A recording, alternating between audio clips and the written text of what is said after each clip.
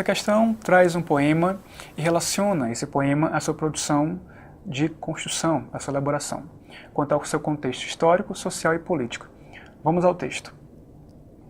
Maio 1964.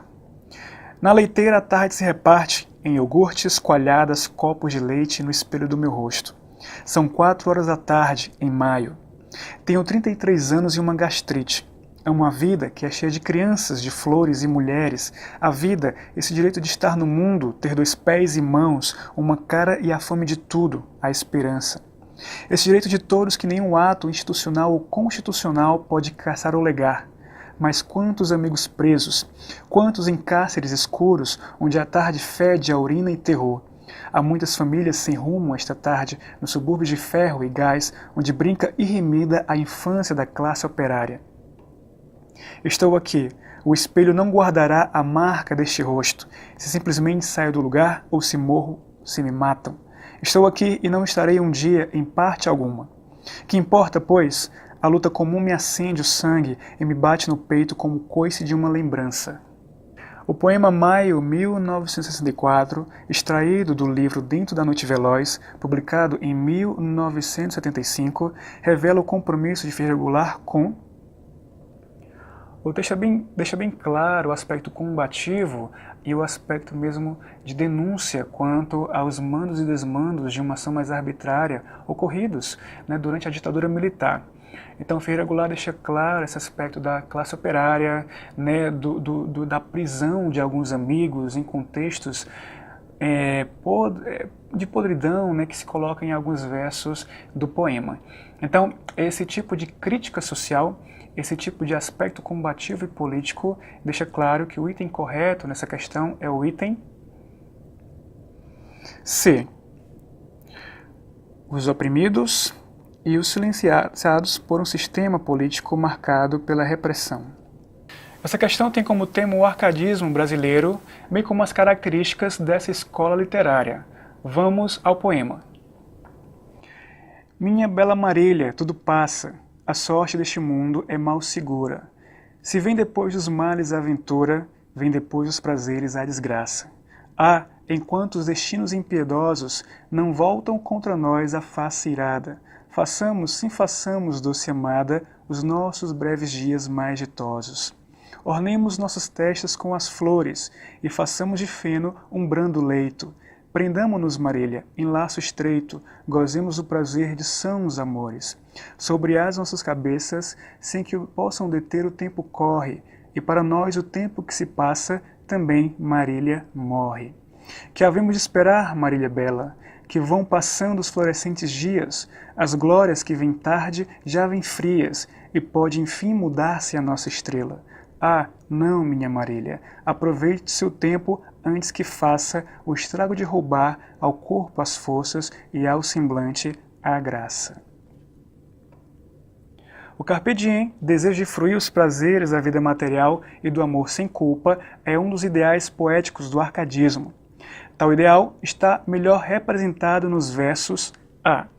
Se vem depois dos males a aventura, vem depois os prazeres a desgraça. Tal item não é o correto, uma vez que trabalha-se muito mais uma fatalidade, um fatalismo quanto a uma certa desgraça após algum prazer. Então não seria o carpe diem, por assim dizer. B. A. Enquanto os destinos impiedosos não voltam contra nós a face irada. Esse aspecto fático do destino também não é algo relacionado ao carpe diem, muito pelo contrário, se coloca aqui um fatalismo quanto a algo que não se pode fugir do próprio destino. C. Façamos, sim façamos, doce amada, os nossos breves dias mais ditosos. Essa é a resposta correta, uma vez que se coloca a necessidade de se aproveitar o dia. Carpe diem, justamente, na tradução do termo latino, tem-se aproveite o dia.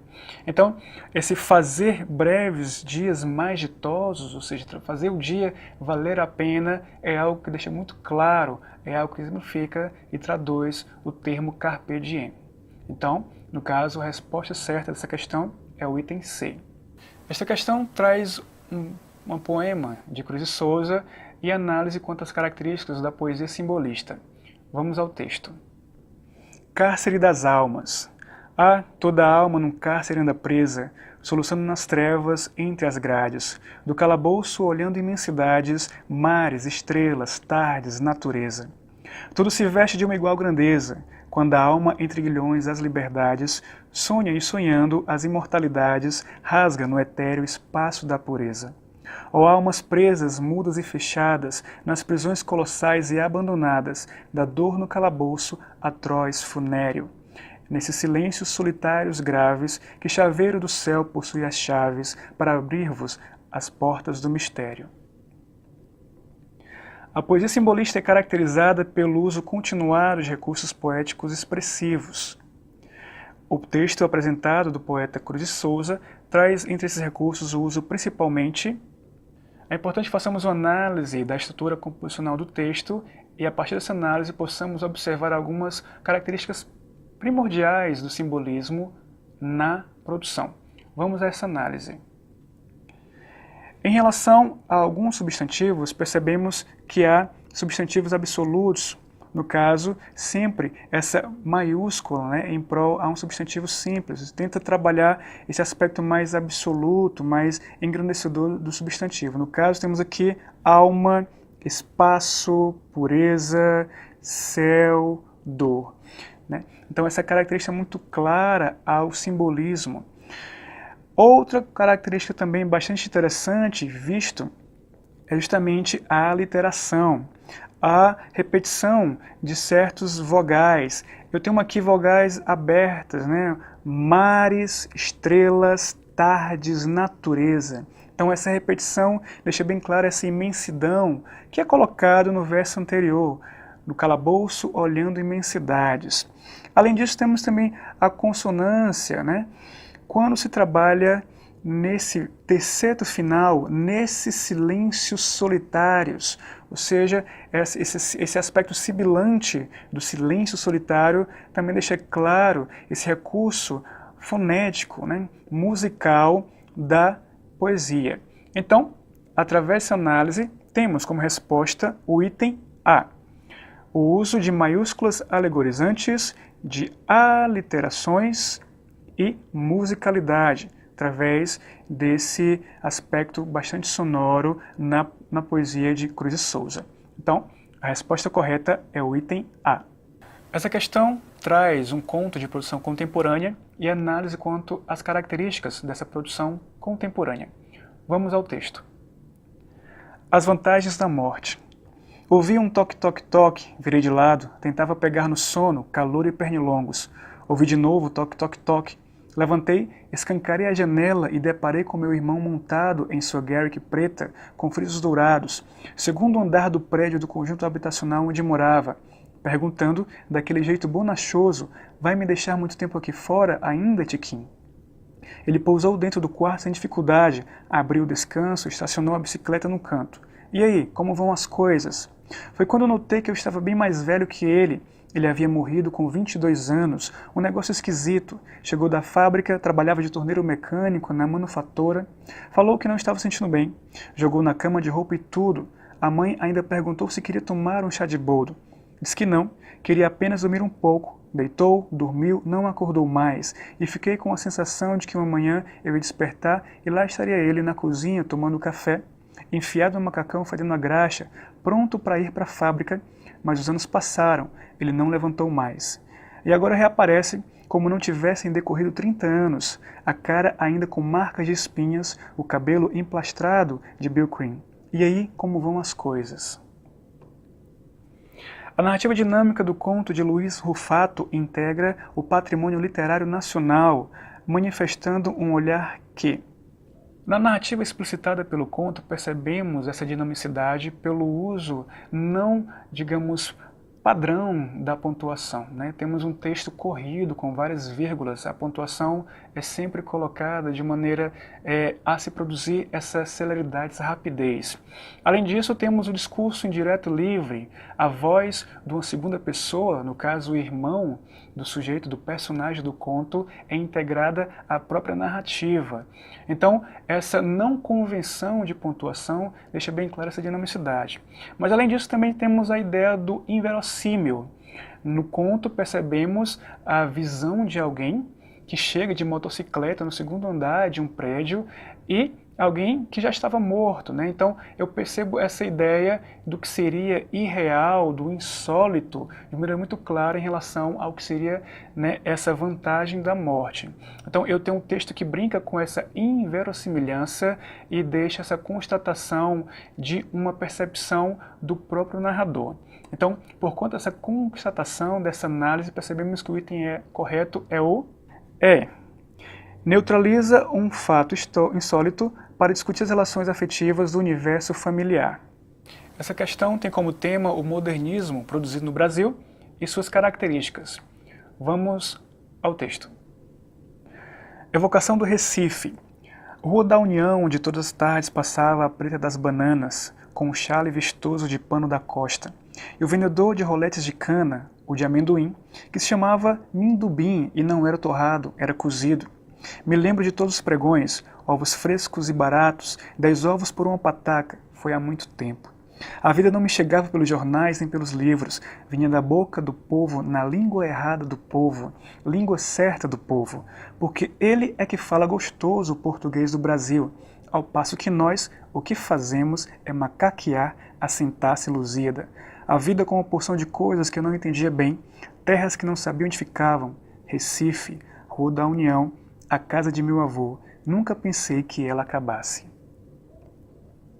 Através do percurso da memória e dos afetos, autores brasileiros do modernismo, como o poeta Manuel Bandeira, conseguiram expressar em sua obra. Item A. A pobreza intelectual daqueles que não tiveram acesso à cultura escolar tradicional. Pelo contrário, o modernismo português ele tenta sempre trabalhar essa importância, né, de uma cultura popular. Tanto é que nesse próprio poema, Evocação do Recife, se trabalha que nós macaqueamos a sintaxe luzida e o povo é o que fala o português correto, né, o português gostoso. Nesse contexto, não se trabalha nenhuma elitização e nenhum apreço à cultura escolar tradicional. E sim, se trabalha uma valorização da cultura popular. Então, o item A não está correto. B. Percepções importantes sobre a atmosfera poética que emana das vivências cotidianas. Esse item é o correto, né? Tanto pelo texto, tanto pelo título, né, Evocações de Recife, se trabalha sempre essa compreensão dessa vivência que Manuel Bandeira trouxe ao contexto da infância, bem como da vida adulta, e de como essa percepção traz essa atmosfera e cria esse panorama da vivência cotidiana brasileira, trazendo essa valorização do cultural, do popular, do que seria informal na nossa sociedade, e que também é um dos tópicos essenciais do modernismo praticado no Brasil. Então, o item correto é o item B. Essa questão tem como tema as funções da linguagem em um texto poético. Vamos ao texto. O apanhador de desperdícios. Uso a palavra para compor meus silêncios. Não gosto das palavras fatigadas de informar. Dou mais respeito às que vivem de barriga no chão, tipo água, pedra, sapo. Entendo bem o sotaque das águas, dou respeito às coisas desimportantes e aos seres desimportantes. Prezo insetos mais que aviões, prezo a velocidade das tartarugas mais que a dos mísseis. Tenho em mim um atraso de nascença. Predomina nesse poema de Manuel de Barros a função da linguagem que A. Ressalta a importância do enunciatário. Aqui temos a importância do, digamos, do fazer poético, né, do eu lírico. Então, não necessariamente não se trabalha o enunciatário, porque não há uma perlocução, não há uma locução. Então, o item A não é o item correto. B. Inviabiliza as combinações sonoras, rítmicas e semânticas. Apesar de ser um texto que é muito voltado à prosódia, ainda assim há algumas literações, há algumas rimas, e deixa-se bem claro que a organização do texto é voltada para essa sonoridade, para o fazer poético. Então o item B também não é o item correto. Abdica do registro das impressões do enunciador. Muito pelo contrário, o poema é todo inserido nas impressões do enunciador, o eu lírico é bastante claro, é bastante explícito na produção desse texto. Item C também não é correto. Destaca a impessoalidade e a imparcialidade. Item D também não é correto, porque não tem um texto impessoal, pelo contrário, eu tenho um texto baseado na pessoalidade, no eu lírico, na primeira pessoa e no que ela pensa. Então, incorreto o item D. Propõe uma discussão sobre o fazer poético. Esse item é o item correto. Durante todo o texto percebemos a compreensão do autor quanto ao uso de palavras, ele demonstra quais as palavras que ele acha mais adequado, quais as que dizem mais para ele, e, por assim dizer, temos a questão da metalinguagem, da palavra, dizer o que ela pode dizer, mas também o que eu posso relacionar ao próprio fazer poético. Então, esse fazer poético é explicitado no processo de metalinguagem no poema destacado na questão e deixa claro que o item correto é o item E.